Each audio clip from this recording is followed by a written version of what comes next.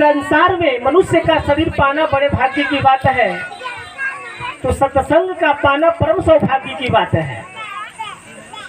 जो व्यक्ति बहुत पुण्य कर्म करता है उसे ही सत्संग पाता है।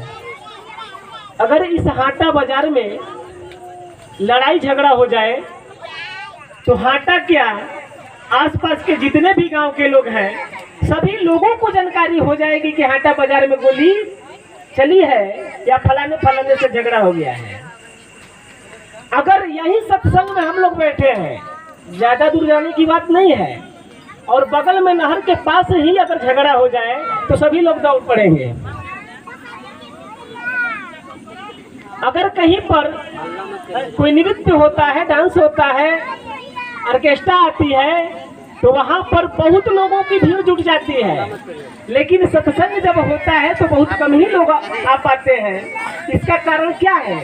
इसका कारण यह है कि जिनके अंदर पुण्य होता है, धर्म के अंकुर होते हैं, जिनके अंदर जीवन में उद्धार होने वाला है, सुधार होने वाला है, उनका कल्याण होने वाला है, उसी व्यक्ति को सत्संग भाता है। और याद रखिए, यह हम ही नहीं कह रहे हैं, ये रामचरितमानस में कहा गया है कि तात स्वर्ग अपवर्ग सुख धरिए तुला एक अंग, तुले न ताही सकल मिली जो सुख लो सत्संग। माने उसका मतलब यह है कि स्वर्ग का टोटल सुख और मोक्ष का सभी सुख तराजू के एक पलड़े में रख दिया जाए और दूसरे पलड़े में सत्संग का लौ मात्र अगर रख दिया जाए तो सत्संग वाला पलड़ा भारी हो जाएगा। ये रामचरितमानस कह रहा है। संत कबीर कहते हैं कि संत मिलन को जाइए तज ममता अभिमान, जो जो पग आगे बढ़े कोटिन यज्ञ समान। आप यज्ञ अपने जीवन में आपकी औकात नहीं है कि अकेले आप यज्ञ करा पाए, लेकिन आपकी इतनी औकात है कि सत्संग में जाकर के संतों का दर्शन कर लें, संतों के बातों को श्रवण कर लें, तो आप करोड़ों यज्ञ के फल के भागी बन जाते हैं। अगर तीर्थ में जाते हैं तो आपको एक फल मिलता है, तीर्थ गए मिले एक फल, संत मिलन फल चार। तीर्थ में जाएंगे तो आपको एक फल मिलेगा। कौन सा फल मिलेगा? आपके अंदर पुण्य इकट्ठे होंगे, उस पुण्य से आप सुख भोगेंगे।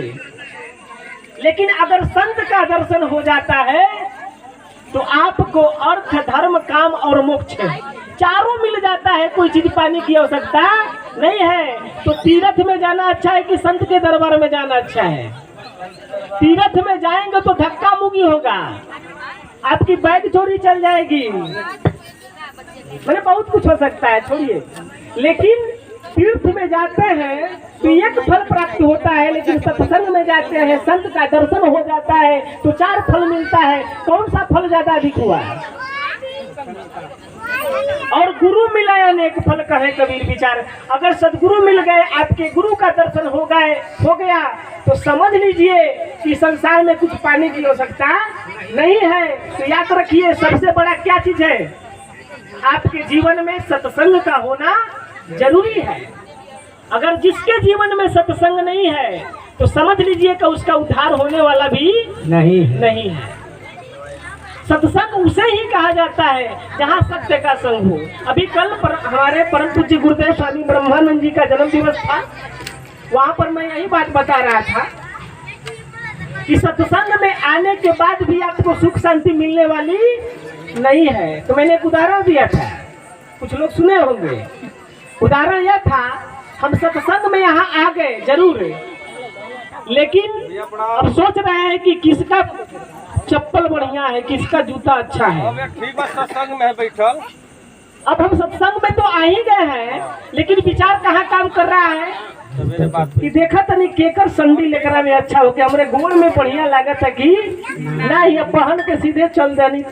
बताइए, इस कार्य से सत्संग का लाभ आपको मिल सकता है क्या? आप सत्संग में बैठे हैं, आए हैं। सत्संग में आने का मतलब ही होता है कि हमारा संग जो है सत्य से हो जाए, और सत्य से जब आपका संग हो जाता है, मैं एक बात बता रहा हूँ अपने गुरुदेव जी, हमारे गुरुदेव जी एक कथा कह रहे थे। उसमें उन्होंने बतलाया कि एक बहुत पापी आदमी अपने जीवन में हमेशा पाप ही पाप किया था, कभी धर्म की कोई बात नहीं सोचा था, कोई धर्म का कोई कार्य नहीं किया था। एक बार अपने ससुराल जा रहा था, ऐसे ही सत्संग का पंडाल लगा हुआ था, सजिंदा लोग, गायक वादक लोग भजन गा रहे थे और संतों का प्रवचन हो रहा था। तो उस समय जिस समय वो व्यक्ति उस रास्ते से क्रॉस कर रहा था तो एक औरत भजन गा रही थी। तो उसको लगा ना कि लगता है कि यहाँ पर कोई नाच प्रोग्राम हो रहा है। वो तो अपने जीवन में सत्संग देखा ही नहीं था, तो समझा कि कोई नाच प्रोग्राम हो रहा है, कोई गा रही है, नाचती होगी, थोड़ा चलते हैं। तो वहां जब जाता है तो देखता क्या है कि एक औरत कुछ गा रही है, उसको एक भी समझदारी नहीं है कि भजन गा रही है या रास श्रृंगार की गीत गा रही है। उसका मन लग गया और वहां बैठ करके लगा सुनने। जब बैठ करके लगा सुनने, उसी समय उनको उसकी आत्मा शरीर से निकलने वाली थी, यानी कि उसका शरीर मर जाने वाला था। यमराज अपनी सेना लेकर के चले आए, यमदूत लेकर के चले आए और ले जाने के लिए जब उसको ले जा रहे हैं, अब संत जो थे उनका पहरा हो गया था। तो यमराज दूरे से बार बार निवेदन कर रहे थे कि हे संत जी, आप इसको छोड़िए कि ताकि इसके आत्मा को हम लेकर के नरक में जाएं। तो संत कहे कि आपकी औकात क्या है कि हमारे दरबार में जो व्यक्ति आ गया और उसकी आत्मा को आप नरक में ले जाएंगे, आप लौट जाइए। नहीं तो पावर है तो इसकी आत्मा को ले जा सकते हैं, लेकिन यमराज का पावर वहां पर काम नहीं किया। वह लौट करके जब जाता है परमात्मा के यहाँ तो कहता है हे भगवान, उस संत जी के शरण में एक व्यक्ति बैठा है, उसके आत्मा को हम लोग ले जाने के लिए आए थे, लेकिन उनका इतना पहरा कड़ा है कि हमारा वहां पर कोई बसर काम नहीं कर रहा है। तो फिर जाकर के धर्मराज के जब दूत आए तब जाकर के उनसे निवेदन किए, धर्मराज भी आकर के निवेदन किए तो कहे संत जी की ठीक है, आप अब ले जाइए। वो क्षणिक मात्र जो बैठा था उसके कारण से वह परमात्मा के दरबार में जाता है। परमात्मा पूछते हैं कि तुमको क्या चाहिए, पहले सुख भोगना चाहते हो कि दुख भोगना चाहते हो? तुम अपने जीवन में सिर्फ पाप ही पाप किए हो, दुख ज्यादा है, और एक बार सिर्फ पुण्य किए हो जो सत्संग में जाकर के बैठे हो। तो पहले सत्संग का लाभ भोगना चाहते हो, उसका सुख भोगना चाहते हो कि नरक का दुख भोगना चाहते हो? तो उसने कहा कि सत्संग तो मैंने थोड़ा सा किया है, वो भी अनजाने में हो गया, जानबूझ करके उसमें तो बैठा नहीं था। चलिए थोड़ा ही सुख मिले, पहले सुख ही भोग ले, उसके बाद में जा करके नरक तो भोगना ही है। उसने कहा कि हे भगवान, पहले मुझको सुख ही दे दीजिए। वह जब जन्म लेता है तो एक राजा के घर में जन्म लेता है, और रानी जो थी बड़ी धर्मात्मा विचार की थी। तो याद रखिएगा एक बात, आप सभी लोगों को याद रखना है कि जिस समय पुरुष भी याद रखेंगे इस बात को, थोड़ा मैं इस बात को समझाना भी चाहता हूं माइक के माध्यम से, अभद्र न मानेंगे। जिस समय नारी और पुरुष का संयोग होता है उस समय नारी और पुरुष को चाहिए कि पहले हम लोग परमात्मा को याद कर लें, परमात्मा को याद करके ये स्मरण करें कि हे प्रभु, हो सके तो आप मेरे गर्भ में आए, नहीं तो कोई महान आत्मा को मेरे गर्भ में पैदा करें कि ताकि अपने साथ साथ हमारे पूर्वजों का भी, हमारे कुल खानदान गांव का भी नाम अमर कर दे। यह भगवान से प्रार्थना करके तब रति कार्य करना चाहिए। उसके बाद होता क्या है, आप उस समय जो भोजन करते हैं, जैसा विचार रखते हैं, वैसा ही संतान आपके गर्भ से पैदा होते हैं। अब दारू शराब पी करके आप शयन करते हैं, अगर मांस मदिरा का सेवन करके आप शयन करते हैं, तो आपके जड़ से कभी भी ध्रुव प्रहलाद पैदा नहीं होंगे, कंस और कौरव पैदा होंगे। उसके बाद क्या होगा, तो जिस समय वो जा करके नारी के गर्भ में बच्चा पड़ता है, मैंने वो आत्मा जब पड़ता है, तो नारी बहुत अच्छे विचार की थी और हमेशा भगवान के भक्ति में लीन रहा करती थी, उसका प्रभाव उस गर्भ पर पड़ता है। तो गर्भ में जब बच्चा रहता है तो आपका भोजन सात्विक होना चाहिए, आपका विचार शुद्ध होना चाहिए, आप जो सोचती हैं वो सत्य हो, खाना भी सात्विक हो, आप लड़ाई झगड़े कोलाहल से दूर रहें, भगवान के भक्ति में अगर लीन रहें तो आपके उदर से अच्छे संतान पैदा होंगे। उस आत्मा पर भी उस रानी के संस्कारों का प्रभाव पड़ा और जब वह जन्म लिया तो रानी उसके नाम पर बहुत गरीब दीन दुखियों को दान की। दान करने के बाद इधर क्या होता है कि उस आत्मा की आयु धीरे धीरे बढ़ती चली जाती है।